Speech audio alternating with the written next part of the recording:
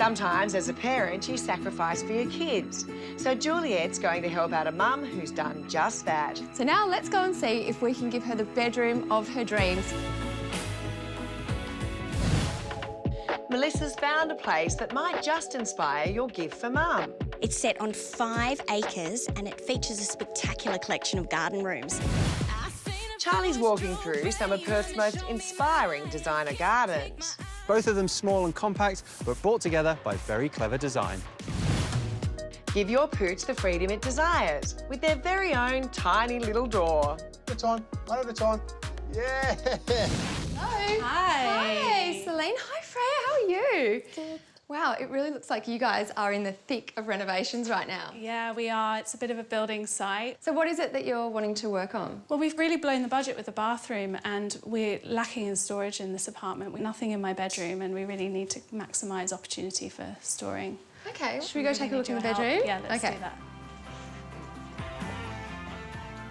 Oh wow, it's actually a great sized room, Celine, and there's lots of natural light as well. So what is it exactly that you need in here, or what is it that you're wanting to create? Well, as well as having somewhere to store clothes, it'd be great if there was space for linen. And also the other thing is that I work from home and I also have a lot of late night calls and sometimes calls early in the morning, so it'd be great if there was space for me to work here so Freya can have the run of the house. Yeah, great. So a desk and some storage for linen and clothes and things like that. That would be great. Okay, I've got some ideas already. So are you happy for me to go get started? Yeah, let's do it. Excellent.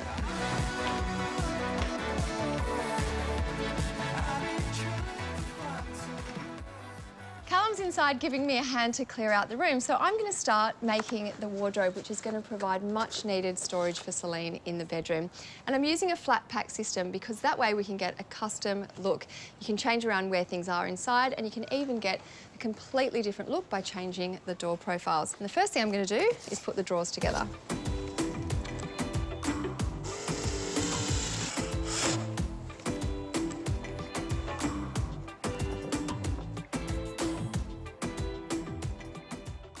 I'm using the entire wall behind me to maximise the space for storage, and with the drawers now done, we can get on to assembling the carcass.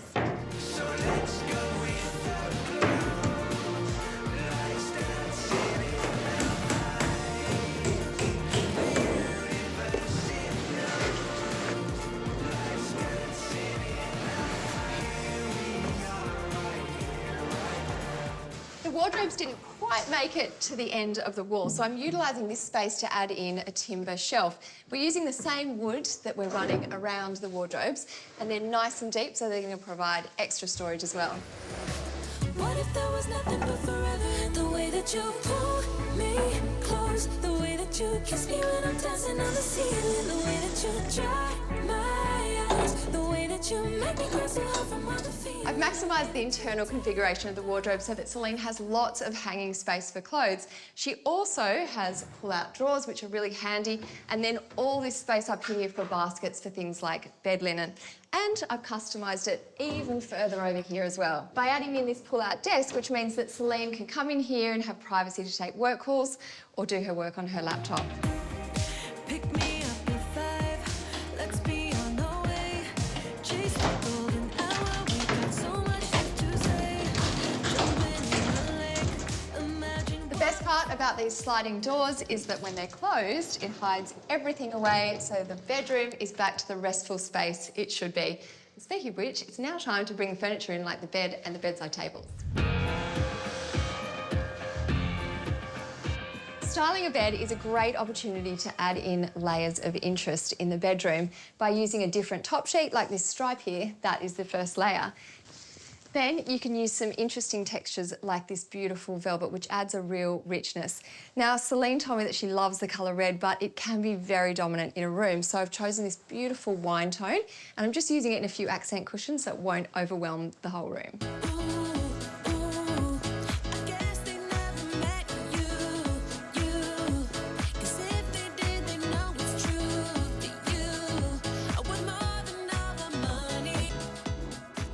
Here's a little tip to make mass-produced furniture look unique. If you change over the handles, such a small detail, it makes them look completely different. Here, I'm changing out these black ones, which don't really go with the room, to these gorgeous, more modern timber and metal ones. That way, we're tying in the timber around the wardrobe and also the metal in the mirror above the bed.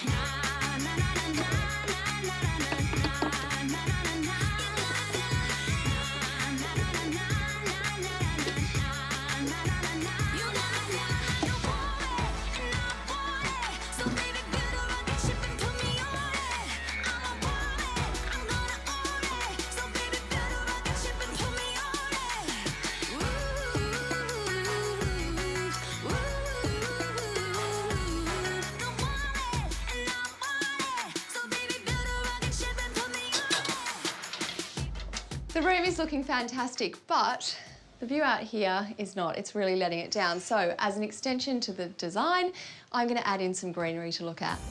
When I don't get things my way, I'm never complaining. Just gotta tell the truth about it. Hello, just in time. I can't wait for you to see what we've done. Should I meet you inside? Yes. Just gotta figure out what I'm gonna do about it. So, this is it. Wow. Yeah, a bit of a difference, That's huh? amazing. Yeah, so all this new storage space, but in my opinion, the room doesn't seem any smaller. In fact, it seems bigger. It seems bigger. It Yeah. just looks so light and bright. Come and have a look at this. So in here, you've got all of this storage space for your clothes. There's drawers, there's hanging space. And my favourite part is this little office in here, hidden away. This pulls out so that you've got some room to type. That's great that I can just hide away my work at the end of the day and relax in my little sanctuary in the bedroom. And hopefully this takes the pressure off you a little bit with your renovation. So now you don't need to think about the bedroom, it's all done. Happy Mother's Day. Everybody talking like I think they know, but I'm the real deal, baby, yeah, for sure. Can't tell me nothing when I'm on the floor. When I walk by, I be like, there she go. Oh, I know they love it. In autumn, nature paints the landscape in shades of red, orange and gold. But it's not just vibrant foliage like this that takes centre stage. There are also some beautiful autumn flowers that bridge that gap between summer and winter and extend that display of colour in our gardens.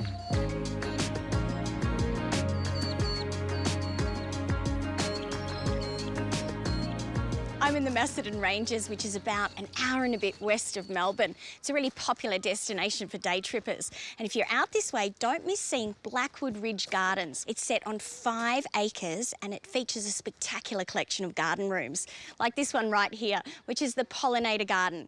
As the name suggests, it's filled with plants that attract bees and beneficial insects, all to help the kitchen garden out next door. Like these beautiful asters. Now, I believe they've had a name change, but you would know them as asters or Easter daisies because their peak flowering is from early to mid-autumn. Now, this particular variety is called Purple Prince. You can see it's incredibly vibrant, and boy, look at those masses of flowers. You'll also spot lots of heleniums in the garden. These are another fabulous latecomer in a range of beautiful autumn tones. Now, I always think they're best planted in groups like this so they can grow up together and form a mass of colour. Bless your heart, you tried your best, but you ended it with the breakup that's so smooth. And this tapestry of colour and form is no accident. It's been a 20-year journey for plant lovers and collectors Dan Sullivan and James Petherbridge.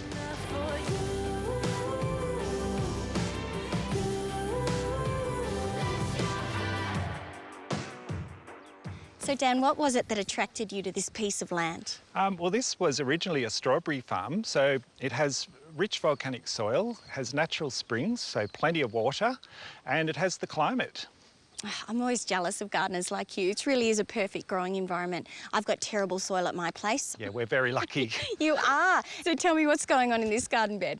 So this is called our show garden. So this is where we'll showcase plants en masse, mainly flowering perennials, and they're mainly grown for their colour. Well, it certainly has impact. And those gowras at the back, magnificent. The gowras are fantastic. They flower non-stop for 9 to 10 months of the year. We just cut them down in winter and they come back every year and do their thing. Gosh, I love a plant that gives and doesn't take a lot of maintenance. Yeah. And this golden colour, wow. Yes, golden Caryopteris. So it'll sit there golden right through the year, and it's just about to burst into its blue flowers. What a beautiful contrast, that blue Isn't and it? gold, yeah.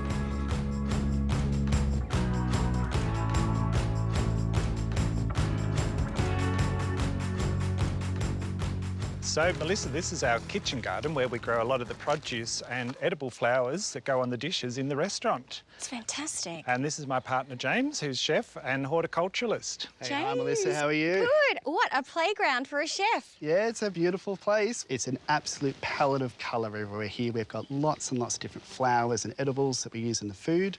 So it really is what's ripe and ready in the garden that is inspiring the dishes? Absolutely. You've got all that seasonality here where everything changes all the time. So I've got that ability just to walk out into the garden and go, OK, we're going to put this flower on this dish and this ingredient on that dish. And it gives that real fluidity and that real creativity. It's fantastic. You're making me hungry. Very good. I reckon we should enjoy a spot of lunch, right? I think so. Well, I tell you what, this garden is just so inspiring. You've got me thinking, so I'll be back a little bit later with an autumn flower project that you might like to create for your mum. But lunch? Perfect, let's go. After you.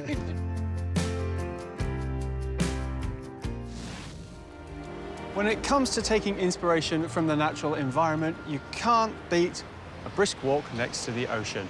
And here at Cottesloe Beach is one of the best spots to do just that. Now, I'm not here to surf. Obviously, I'm far too English for that. I'm not even here for a swim. I'm here to look at two designer gardens by Tristan Pearce. Both of them small and compact, but brought together by very clever design.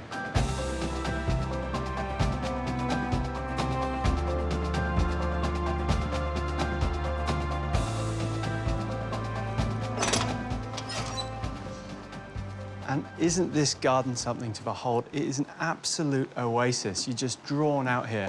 I love everything about it. You notice there's different levels here, and that makes the space feel much larger and splits it into different sections. And the materials used are such a cool, calming collection of just timeless colours. We've got greys and whites. Up here, we've got a barbecue area and a seating area, and down below, this sweeping bench seat that looks over a TV. But it's all separated by this fireplace, which means you can use the areas individually or all together as one. And as you step down into this lower area, it's only a couple of steps down, but it makes the whole space feel so much more intimate. One thing you'll notice in this small courtyard is they have not shied away from plants, and it feels so much bigger for it. You'll notice this tree, it's a bohinia, and it takes the eye away from the corner behind it, which throws the eye out. The wall is covered in greenery, things like Boston ivy and creeping fig, and then down here, they've got lots of succulents. If you're trying to achieve a look like this by the beach, it's so important that you enrich the soil with as much compost as you can. But when you mix compost with sandy soil, you often get hydrophobia, so you need to use a soil wetting agent as well. But if you combine that, you're going to get plants looking like this in no time at all.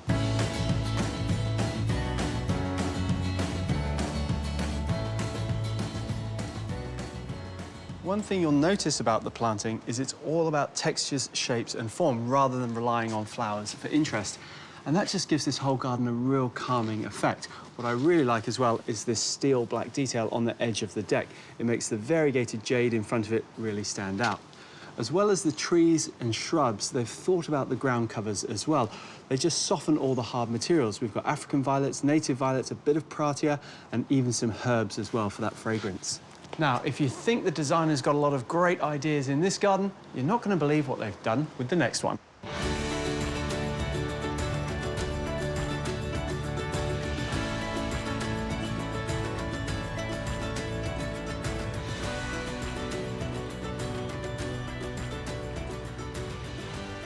This second garden is a completely different look, and it's just as compact, but boy, does it pack a punch when it comes to impact. And that's thanks to this central feature, this amazing egg-shaped swimming pool.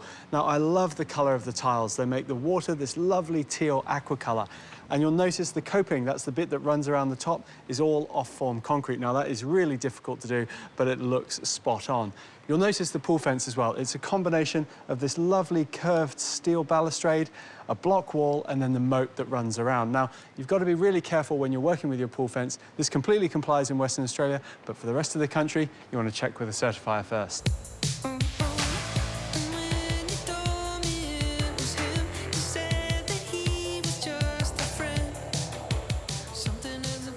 There's 3 different types of trees in this pool area, and they really give us a nice vertical accent.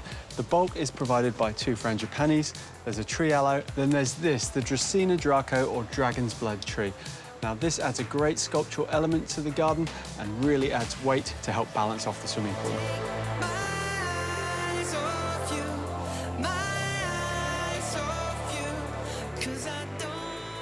To contrast the lovely, smooth, concrete, sweeping deck, we've got this boundary formed out of textured bricks. Now, this gives us a lovely backdrop to these feature cactus plants.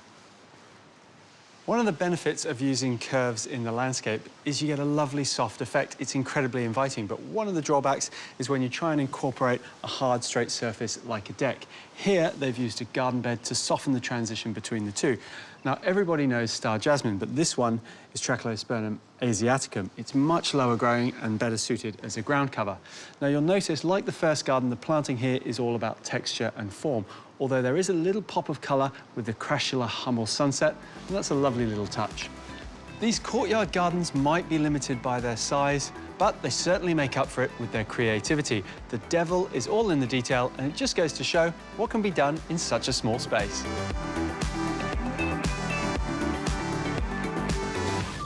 My, they're very cute. Are they pups? They are. So we've got Jetta, who's a little black one. She's not quite 1. And Frankie's almost 2. And tell me, who's got the duty of opening up the door for them? That would be me. Whether it's night or day? Any time of the day. Yes. Any time. And how do they let you know that they want to go out? There's plenty of scratching, chewing, howling, barking. I reckon I've got a solution to help them get out and enjoy this lovely backyard.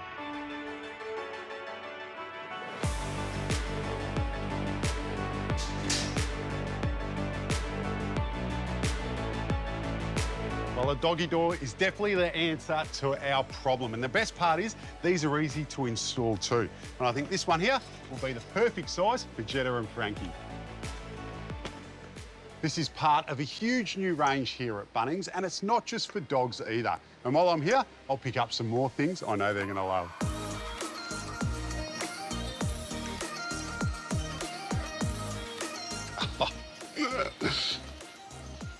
Look at this monkey's gonna love its new home. It doesn't know what it's in for.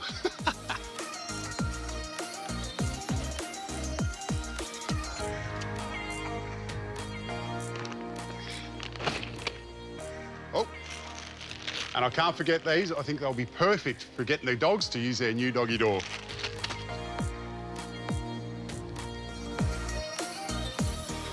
Yeah, jump up on the bed, come on, come on.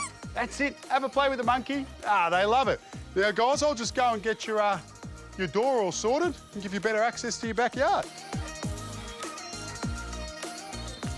Well, first things first, I'm going to be removing this door so we have a little bit more room to work to remove this glass panel and put the new doggy door in.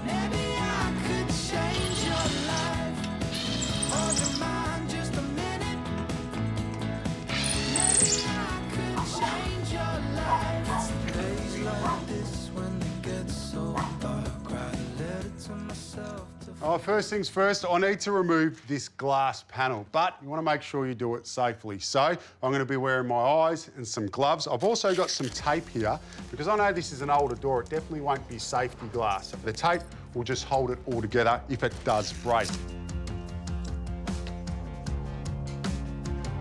So I'll be using a spatula and just going around the edge gently. First one's always the hardest, but once we get that off, the rest of them should just pop off.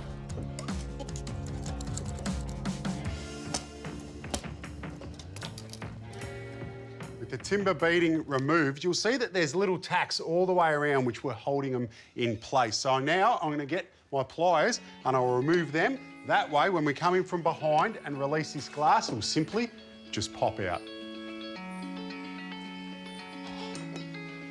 reckon we might be ready. Nice. Look at that. In one piece as well.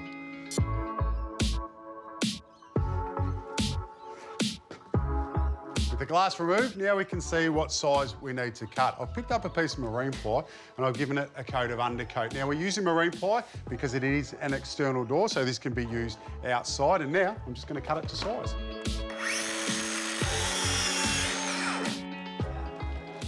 the moment we've all been waiting for, and that is to give these beautiful dogs access into their backyard by installing this doggy door. Now, the most important part would be getting the right size door for your dog.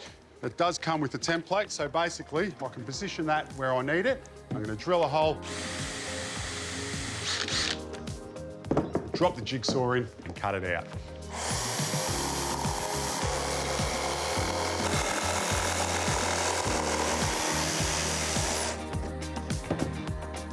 Oh, perfect. And now we're ready to put this door back together. So I'll just put some no more gaps around the perimeter, sit our ply in place, and then reinstate the timber beading.